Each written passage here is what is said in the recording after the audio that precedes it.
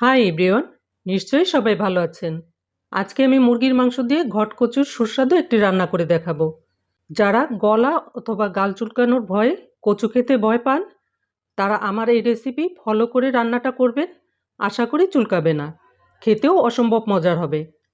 এছাড়া যারা কচু পছন্দ করেন, এভাবে এখনও খাওয়া হয়নি, তারা একবার হলেও ট্রাই করবেন। অনেক ভালো লাগবে খেতে। ভিডিওটি দেখার পরে রেসিপিটি যদি ভালো লাগে তবে চ্যানেলটিকে সাবস্ক্রাইব করে লাইক, কমেন্ট এবং সবার সঙ্গে বেশি বেশি শেয়ার করবেন। তাহলে চলুন ভিডিওটি দেখে নিই। প্রথমেই মাংসগুলোকে মেরিনেট করে নেব। তার জন্য একটি হাঁড়িতে নিয়েছি মুরগির মাংস। এখানে কাটার পরে 600 গ্রামের মতো মাংস হবে। এরপর দিয়েছি লবণ আধা চা চামচ, হলুদের গুঁড়ো আধা চা চামচ, আধা চা চামচ করে দুইবারে দিয়েছি 1 চা চামচ জিরে গুঁড়ো, আধা চা চামচ ধনে গুঁড়ো, আধা চা চামচ মরিচের গুঁড়ো। কচু রান্নায় ঝালটা একটু বেশি দিলে গলা চুলকাবার ভয়টা থাকে না। দিয়েছি রসুন বাটা 2 চা চামচ, আদা বাটা 1 চা চামচ, আর দিয়েছি 3টি এলাচ থেতো করে, 2 টুকরো দারচিনি এবং একটি তেজপাতা। তারপরে দিয়ে দিলাম রান্নার তেল 3 থেকে 4 টেবিল চামচ পরিমাণ। এরপরে মাংসের সঙ্গে সব মশলাগুলো ভালো করে মেখে নেব। মাখানোর সময় বুঝতে পারবেন কত সুন্দর গন্ধ। এরপর হাত থেকে মশলাটা ছাড়িয়ে নিয়ে ঢেকে রাখবো 20 থেকে 30 মিনিট পর্যন্ত। এই সময় কচুটা কেটে নিয়ে সেদ্ধ হতে দেব। তার জন্য নিয়েছি কচু। এই কচুটার নাম হচ্ছে ঘটকচু। এই কচুগুলো এর থেকে বেশি বড় হয় না, এগুলো মান কচুর একটা জাত। আমি একটার অর্ধেকটা কচু দিয়ে এই মুরগির মাংসটা রান্না করব, তাই কচুটাকে কেটে নিয়ে সেদ্ধ করে নেব। এর জন্য একটি হাঁড়িতে পানি দিয়ে নিলাম এবং দিয়ে দিলাম আধা চা চামচ লবণ। এই পানির মধ্যে দিব কচু। আমি কচুটাকে এভাবে টুকরো করে কেটে নিয়েছি এবং ভালো করে ধুয়ে নিয়েছি। যদি কেউ হাত চুলকানোর ভয় পান তাহলে এরকম একটি ঝাঁঝরি চামচের সাহায্যে কচুগুলি ধুয়ে নিতে পারেন।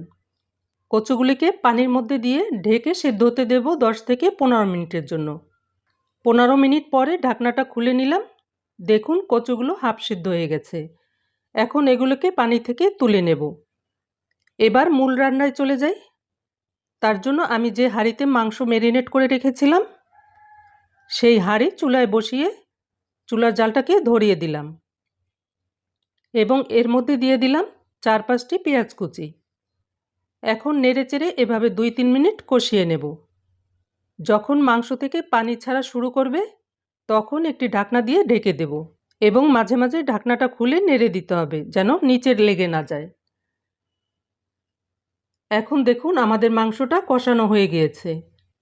মাংসের পানিটা শুকিয়ে মশলা থেকে তেলটাও ছেড়ে দিয়েছে। এই পর্যায়ে দিয়ে দেব হাফ সিদ্ধ করা কচু। কচু এবং মাংসটাকে ভালো করে মিশিয়ে নিয়ে এর মধ্যে দিয়েছি ঝোলের জন্য গরম পানি। আমি ঝোলটা একটু বেশি রাখবো, তাই বেশি করে পানি দিয়েছি। অবশ্যই গরম পানি দিতে হবে, তাহলে বলক আসতে সময় নেবে না। আপনারা পানিটা কম বেশি করে দিতে পারেন। কচুগুলো হাফ সিদ্ধ এবং মাংসগুলো হাফ সিদ্ধ। এখন এই মাংসগুলোকে ঢেকে দিয়ে রান্না করব বাকিটুকু সেদ্ধ হওয়া পর্যন্ত। এ সময় চুলার জালটা মিডিয়ামে রেখে রান্নাটা করব এবং মাঝে 2-1 বার ঢাকনাটা খুলে নেড়ে দেব। সত্যি কথা বলতে মুরগির মাংস কচু দিয়ে রান্না আমি এই প্রথম করলাম। এত মজা হবে ভাবতেই পারিনি। এর আগে খেয়েছি ওল কচু দিয়ে মাংস রান্না, তাই ভাবলাম মান কচু দিয়ে কেন খাওয়া যাবে না। আপনারা অবশ্যই এভাবে খাবেন, তা না হলে এর মজা মিস করবেন। এরপর দিয়েছি গরম মশলার গুঁড়ো আধা চা চামচ, ভাজা জিরে গুঁড়ো 1 চা চামচ, আর দিয়েছি 2টো চেরা কাঁচা লঙ্কা। ঝাল এবং লবণ আপনাদের পছন্দ মতো কমিয়ে বাড়িয়ে দেবেন। এবার কিছু সময় নেড়েচেড়ে মিশিয়ে নেব এবং লবণটাও চেক করে নিয়েছি। লবণ কম মনে হয়েছে, তাই আরও আধা চা চামচ লবণ দিয়ে দিলাম। আবারও নেড়েচেড়ে মিশিয়ে নেব এবং ঢেকে দিয়ে রান্না হতে দেব 3-4 মিনিট। ঢাকনাটা কিছুটা ফাঁকা রেখে দেব, তাহলে তেলটা ঢাকনার উপরে উঠবে না। 4 মিনিট পরে ঢাকনাটা তুলে নিয়েছি।